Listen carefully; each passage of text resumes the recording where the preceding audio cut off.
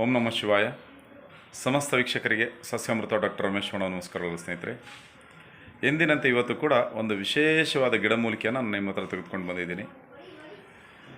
ಕೈನಲ್ಲಿ ಯಾವುದೇ ಬೆರಳಿನಲ್ಲಿ ಗಾಯ ಆದರೆ, ಉಗುರು ಸುತ್ತಾದರೆ ಈ ಒಂದು ಗಿಡ ಅಗ್ನಿಮಂತ್, ಈ ಗಿಡ ವಿಶೇಷವಾಗಿ ಕೆಲಸವನ್ನು ಮಾಡುತ್ತೆ. 100ಕ್ಕೆ 100% ಆ ಗಾಯ ವಾಸಿಯಾಗುತ್ತೆ.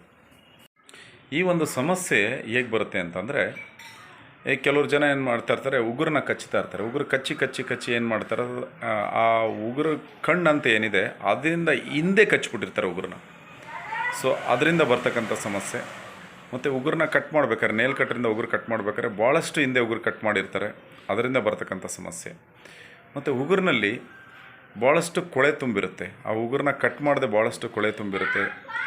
ಅಲ್ಲಿ ಬ್ಯಾಕ್ಟೀರಿಯಾಗಳು ಜಾಸ್ತಿಯಾಗಿ ಉಗುರು ಸುತ್ತಾಗ್ತಕ್ಕಂಥ ಆ ಕೀವು ತುಂಬಿಕೊಂಡು ಗಾಯ ಆಗ್ತಕ್ಕಂಥ ಒಂದು ಸಮಸ್ಯೆ ಜಾಸ್ತಿ ಆಗುತ್ತೆ. ಇನ್ನು ಕೆಲವರಲ್ಲಿ ಏನಂತಂದರೆ, ಮಧುಮೇಹಿಗಳಲ್ಲಿ, ಸಕ್ಕರೆ ಕಾಯಿಲೆ ಇರ್ತಕ್ಕಂಥವರಲ್ಲಿ ದೇಹದಲ್ಲಿ ರೋಗ ನಿರೋಧಕ ಶಕ್ತಿ ಕಡಿಮೆ ಆಗಿ ಅವರಲ್ಲಿ ಈ ಒಂದು ಜಾಸ್ತಿ ಸಮಸ್ಯೆ ಕಾಣಿಸ್ಕೊಳ್ಳುತ್ತೆ. ಈ ಉಗುರು ಸುತ್ತಾದಾಗಂತೂ ಭಾಳಷ್ಟು ನೋವು. ಕೆಲವರಿಗೆ ಆ ಉಗುರು ಸುತ್ತಾಗಿ ಕೀವು ಆಗಿರುತ್ತೆ, ಅದು ಕೀವು ಒಡೆಯೋದಿಲ್ಲ, ಗಾಯ ಒಡೆಯೋದಿಲ್ಲ. ಗಾಯ ಒಡೆಯೋದಕ್ಕೆ ಬಂದು ಒಂದು 8ರಿಂದ 10 ದಿವಸ ಬೇಕಾಗುತ್ತೆ ಈ ಒಂದು ಸಮಸ್ಯೆ. ಮತ್ತು ಗಾಯ ಆ ಕೀವು ಬಂದ ಮೇಲೆ ಗಾಯ ವಾಸಿಯಾಗಲಿಕ್ಕೆ ಸುಮಾರು ಒಂದು 10ರಿಂದ 15 ದಿವಸ ತೆಗೆದುಕೊಳ್ಳುತ್ತೆ. ಇದು ಬೇಗ ವಾಸಿಯಾಗಬೇಕಂದ್ರೆ ತುಂಬ ಸರಳವಾದ ಒಂದು ಮನೆಮದ್ದನ್ನು ನಾನು ತಿಳಿಸ್ಕೊಡ್ತೀನಿ.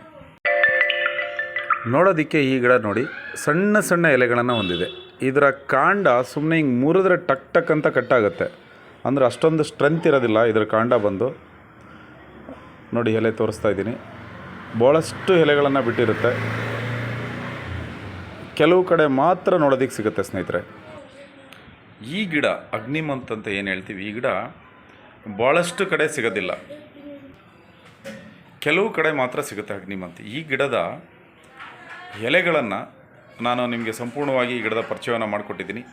ಈ ಗಿಡದ ಎಲೆಗಳನ್ನು ತಂದು ಅದನ್ನು ಚೆನ್ನಾಗಿ ತೊಳೆದು, ಒಂದು ಬೆರಳಿಗೆ, ನಿಮ್ಗೆ ಗಾಯ ಆಗ್ತಕ್ಕಂಥ ಬೆರಳಿಗೆ ಎಷ್ಟು ಎಲೆಗಳು ಬೇಕೋ ಅಷ್ಟು ಎಲೆಗಳನ್ನು ತೊಳೆದು ಅದರ ಜೊತೆಗೆ ನಿಂಬೆ ರಸವನ್ನು ಹಾಕಿ ಚೆನ್ನಾಗಿ ಅರೆದು ಪೇಸ್ಟ್ ಥರ ಆಗಬೇಕು.